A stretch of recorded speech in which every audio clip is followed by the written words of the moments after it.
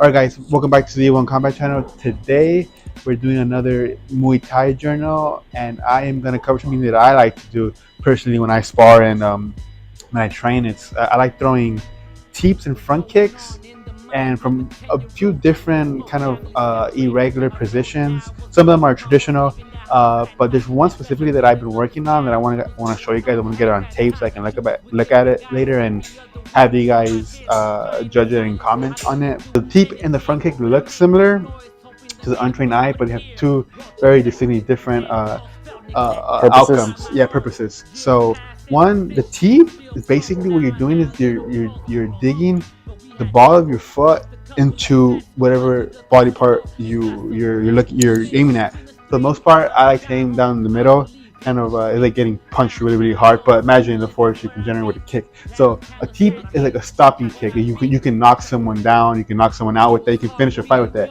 And a front kick, basically you're hitting with kind of like the flat part of your foot, and it's kind of an invasive move. You want to push them away. So it's push kick, you want to push them away is different. The way I see it, I use front kicks more of a defensive way, defensively, and a teep as an offensive move. So when, for example, I'm tired, he's teeing off on me, and I'm able to create some distance, but I can see that he's going to close distance very soon, I'll like to just simply throw the rear front kick and push him away. I'll take off my shoes so you can see a little bit better. But basically, and I'm not going to do it hard on my partner because you don't want to be a dick. But basically, when I throw the front kick, I like throwing it kind of right below his pecs. And when I throw the teep kick, I do it in his gut. The front kick, I'm aiming a little bit higher, so I'm kind of going here and pushing away. I want him away from me. Push kick.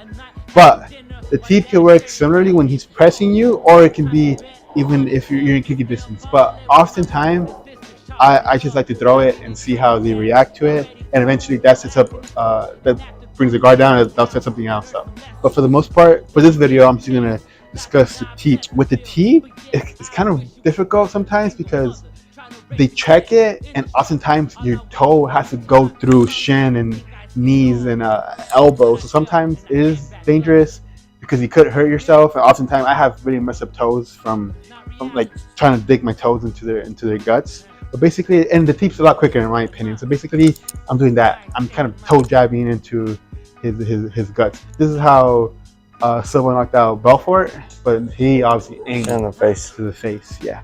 So one way that I throw it, and that I've been working on it, and I worked on this last week, is off a check. Oftentimes, when you check a kick, you check it and you place it down again to create leverage, so you can add power to your shot. So with the teep, you don't need to create a lot of leverage because you are aiming a spot that's a bit softer, and with the little leverage you could create with your leg, it's enough to win somebody or knock someone down.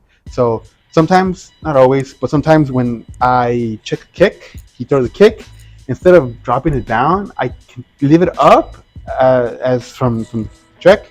I'll leave it up and just continuously follow through with the teep kick. So he'll throw the kick, right, and he's expecting me to do this and drop, and that's like the basic rhythm of sparring or fighting. But what I like to do is I like to check the kick, and instead of dropping it down, keep it up and continue it. Kind of disrupts the rhythm, and we've talked about it in boxing, but this is also true for other martial arts.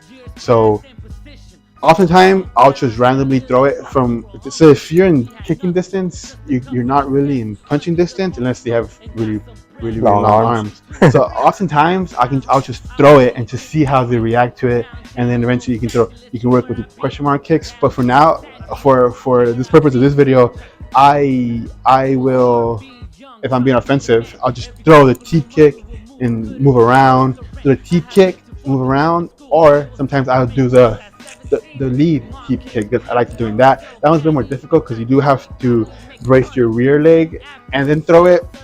When you're throwing a rear teep kick, you can just throw it from there because you're already in your fight stance and you don't have to brace as much. But the one thing that I want you guys to kind of comment on, and I want you guys to see, is the check to the teep kick, because it disrupts the the rhythm of the fighting. Because usually, like I said earlier, you check, you brace, you want to create leverage. Because the boxing fundamentals, the striking fundamentals, you want to create leverage because you want to throw power into it. But with this move, you don't really have to create that much leverage because it is kind of like a high percentage kick, high percentage strike. So from the check kick, you throw it, and then instead of dropping it like that, just continue do it, and then you can tee off. tee off. Yeah, because he's one thing you do. One thing that does happen when you do this is you kind of close the distance without even noticing. So when he checks the kick, bah. Oh yeah, my bad. So when I check the kick, bah, I throw it. I'm able to close the distance a lot efficiently because I'm not just walking in. I have something to distract them. The teep. If the teep doesn't hurt him or he is able to stand up, that's when you're able to work on the rest of your offense. So basically, that's kind of something that I've been working on for a long time now. We worked on it last week, so that's why it's fresh in my mind. I want you guys to see if you guys how would you counter this? Because I'm sure there's no move that's 100%. If you guys use this, let me know. Yeah, it's something that feels natural to me. I've been doing it for a while now, and yeah, let me know if you guys want to incorporate this or you guys do this already, and comment down below. Judge me, and yeah, we'll continue with this Muay Thai journal. They're pretty fun and it's helpful. So yeah, everything you need to know is down below. Our links, everything. Comment down below and everything. And yeah, see you guys next time.